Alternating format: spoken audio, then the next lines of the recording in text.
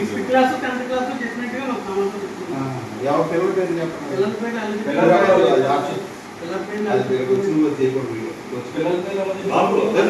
అమ్మ నీకే చెప్పేది నా దగ్గర వీడియో వచ్చే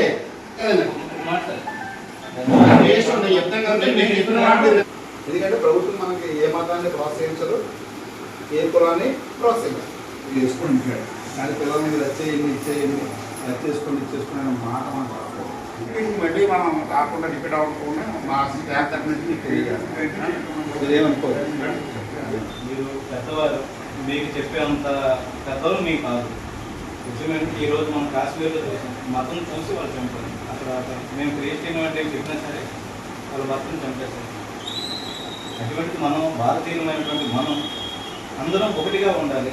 మనకైనా కష్టమైతే మనం అందరం కలిసి ఎదుర్కోవాలి. అంతేగాని మనం ఎవరో అమెరికా దేవుడినో ఇంగ్లాండ్ దేవుడినో పూజించవలసిన అవసరం మనకు లేదు.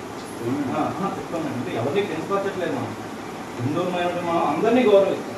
అందువల్ల ముఖ్యంగా పిల్లలు ఇక్కడ చదువుకున్న వాళ్ళు రేపు ఈ ఊరిని పరిపాలించవచ్చు, ఈ జిల్లాను పరిపాలించవచ్చు, మీరైతే ఈ రాష్ట్రాన్ని పరిపాలన గొప్పలు అవ్వచ్చు. ఇక్కడ మన స్కూల్ నుంచి అవ్వచ్చు, అది మీకే కదా పేరు వస్తుంది.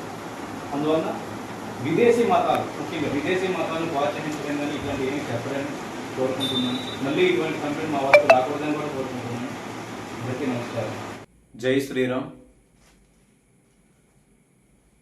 ముఖ్యంగా మతం మారినటువంటి క్రైస్తవులు, అలాగే మత ప్రచారం చేస్తున్నటువంటి మతం మారినటువంటి వ్యక్తుల గురించి, ఒక హిందువు మతం మారాడు అంటే ఆ క్షణం నుంచి ఏదైతే విదేశీ మతం, ఎడారి మతం నమ్ముకున్నాడో ఆ మతం కోసం నిరంతరం పనిచేస్తూ ఉంటాడు.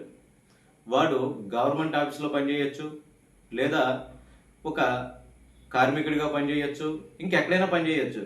కానీ వాడు ఎక్కడ ఉన్నా సరే ఆడికి ఉన్నటువంటి విషాన్ని వెలగక్కుతూ ఉంటాడు. వాడు విషయం ఏంటంటే, మన జిల్లాలో ఉన్నటువంటి ప్రభుత్వం నుంచి జీతం శాలరీ తీసుకుంటున్నటువంటి పాస్టర్ల లిస్టు ఒకసారి చూడండి.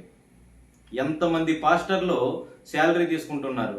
అలాగే ఈ పాస్టర్లందరికీ కూడా ప్రభుత్వం ప్రతి నెల జీతం, ప్రతి నెల శాలరీ వేస్తుంది అన్నమాట. దేనికి? హిందువులందరినీ మతం మార్చండి, త్వరగా మీరు మత ప్రచారం చేయండి, మీరు బలపడండి, ముఖ్యంగా ఈ దేశానికి, ఈ ధర్మానికి సనాతనమైనటువంటి ఈ మూల పురుషులు హిందువులు, వీళ్ళు మతం మార్చేయండి అని చెప్పి ప్రభుత్వమే ప్రోత్సహిస్తుంది వీళ్ళని. ఇది ఇలా ఉండగా వీళ్ళు కొన్ని గవర్నమెంట్ హాస్పిటల్లో పనిచేస్తుంటారు, అలాగే గవర్నమెంట్ స్కూళ్ళల్లో పనిచేస్తుంటారు, అనేక దిక్కుల్లో పనిచేస్తుంటారు. ఎక్కడ పనిచేసినా సరే మా ఓడే తోపు, ఇంక మా ఓడంత పనోడు మరి ఇంకెవడు లేడు. ఇదే ప్రచారం. గుడి దగ్గరికి వెళ్ళే వీలే, బడి దగ్గరికి వెళ్ళే వీలే, ఎక్కడో గ్రామాలు, మారుమూల ఉన్న గ్రామాల్లో కూడా అడుక్కు తినే పేసు వేసుకొని ఇలా మత ప్రచారాలు చేస్తూనే ఉంటారు వీళ్ళు.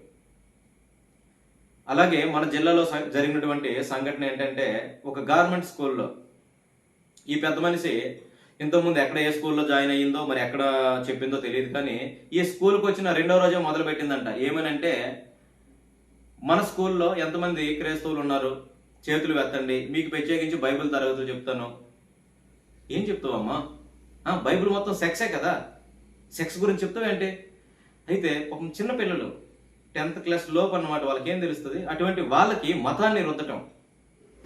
6th క్లాస్ 10th క్లాస్ చేసినట్టుగా నాకు కామెంట్ వచ్చింది. ఎవరి పిల్లల పేరు చెప్పండి. పిల్లల పేరు అమ్మ నీకే చెప్పేది నా దగ్గర వీడియో వచ్చే. ఇప్పుడు చిన్న పిల్లలకి, చదువుతున్న వాళ్ళకి, 6th క్లాస్ 7th క్లాస్ చదువుకుంటున్న పిల్లలకి ఇది ఇలా చెప్పడం అనేది చాలా పెద్ద తప్పు. అది గవర్నమెంట్, మీకు ప్రభుత్వం శాలరీ ఇస్తుంది అంటే హిందువులు కట్టే ట్యాక్స్ అన్నమాట.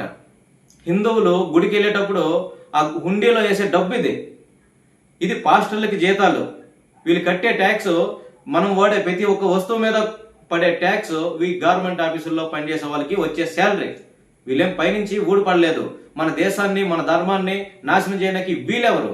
అయితే ఇక్కడ గమనించుకోవలసిన విషయం, హిందువులు గవర్నమెంట్ స్కూల్ అవ్వచ్చు, గవర్నమెంట్ హాస్పిటల్ అవ్వచ్చు, పబ్లిక్ ప్లేస్ అవ్వచ్చు, మత ప్రచారానికి మావోడే తోపు అనుకుని ఎవడైనా వస్తే లాగి పెట్టి ఇవ్వండి. హిందువులు ఏకం కాండి, మీకు దగ్గరలో ఉన్నటువంటి పోలీస్ స్టేషన్కి కంప్లైంట్ ఇవ్వండి. ఎవడో దేశద్రోహి మా ఊర్లోకి, మా పేటలోకి వచ్చాడు అని తెలియజేయండి. లేదా మా హనుమాన్ దళని సంప్రదించండి. అంతేగాని ఏదో చెప్పాడులే, పేపర్ ఇచ్చాడులే తీసేసుకొని మడతెట్టి లోపల పెట్టకండి.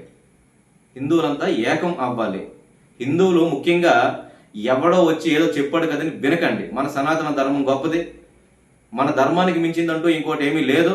ఒకసారి బాగా చూడండి, ఈ క్రైస్తవులకి ఎవరైతే మతం మారినటువంటి క్రైస్తవులు, అందులో పాస్టర్లుగా ఉన్నటువంటి వాళ్ళు హిందువుల్ని మతం మార్చి వాళ్ళ దగ్గర వచ్చినటువంటి దశంభాగాలతో బతుకుతున్నటువంటి వాళ్ళకి ఇది సరిపోక ప్రభుత్వం నేరుగా ప్రోత్సహిస్తుంది. ప్రభుత్వం చేస్తున్న నిర్ణయాల్లో ఇది చాలా పెద్ద తప్పు. ఇది ప్రభుత్వం ఎన్నో పథకాలు పెట్టవచ్చు, కొన్ని ప్రజలకు ఉపయోగపడుతున్నాయి. అందులోని పాస్టర్లకి శాలరీ ఇవ్వడం అనేది చాలా పెద్ద తప్పు. ఇది దేశద్రోహికి సపోర్ట్ చేస్తున్నట్టే. మరికొంతమంది మేమే మేధావులు అని వాళ్ళకి వాళ్ళే ప్రకటించేసుకుంటారు. వాటిని ఎవ్వడు మేధావి అని అనడు. వాళ్ళు ఏమంటున్నారంటే, మరి పంతులకి, గుడిలో పురోహితులకి వీళ్ళకి శాలరీ ఇస్తున్నారు కదా అని. గుడిలో పంతులకి పురోహితులకి శాలరీ ఇవ్వాలి. ఎందుకంటే మా దేవాలయాలన్నీ ప్రభుత్వ ఆధీనంలో ఉన్నాయి. మేము వేసే డబ్బు మా దేవాలయాల అభివృద్ధికి, అలాగే మా పురోహితులకి శాలరీ రూపంలో మేము ఇస్తాం. అది మా ఇప్పుడు ప్రభుత్వం ఉంది, ప్రభుత్వమే మా దేవాలయాలు చూసుకున్నప్పుడు ప్రభుత్వం ఇవ్వాలి, వేరే దారి లేదు. మరి మీ చర్చిలు ఉన్నాయి కదా, మీ చర్చి వల్ల కానీ మీ మసీదు వల్ల కానీ ప్రభుత్వానికి ఏమైనా 10 పైసలు వస్తుందా? కనీసం ప్రభుత్వానికి 1 పైసా రావట్లేదు సరే కదా. మీకు మీ యాత్రలకి, మీ నమ్ముకునే మత యాత్రలకి మా డబ్బులు మీకు ఇస్తుంది. మా హిందువులు తిరుపతి వెళ్ళాలనుకుంటారు, కాశీ వెళ్ళాలనుకుంటారు, అయోధ్య వెళ్ళాలనుకుంటారు. మరి మా హిందువులకి ఎందుకు ప్రభుత్వం డబ్బులు ఇవ్వట్లేదు? సంవత్సరానికి మా హిందువులకి కొంత ధనం ఇవ్వచ్చు కదా. తిరుపతి వెళ్ళాలని ఎంతో మంది అనుకుంటారు, డబ్బులు లేక వెళ్ళలేకపోతున్నారు. వాళ్ళకి కూడా మీరు డబ్బులు ఇవ్వాలి. అలా ఇవ్వలేని ఎడల వీళ్ళు యాత్రలకి వెళ్ళడానికి డబ్బులు వెంటనే ఆపాలి. అలాగే పాస్టర్లకి శాలరీ ఏదైతే ఇస్తారో అది వెంటనే ఆపాలి. ఆపకపోతే మాత్రంగా వేరేగా ఉంటుంది. దయచేసి ప్రభుత్వ అధికారులు అర్థం చేసుకుంటారని కోరుకుంటున్నాను. పాస్టర్లకు ఇచ్చే శాలరీలు వెంటనే ఆపండి. ముఖ్యంగా హిందువులు ప్రతిదీ కూడా రాజ్యాంగం మనకి ఇచ్చే హక్కు.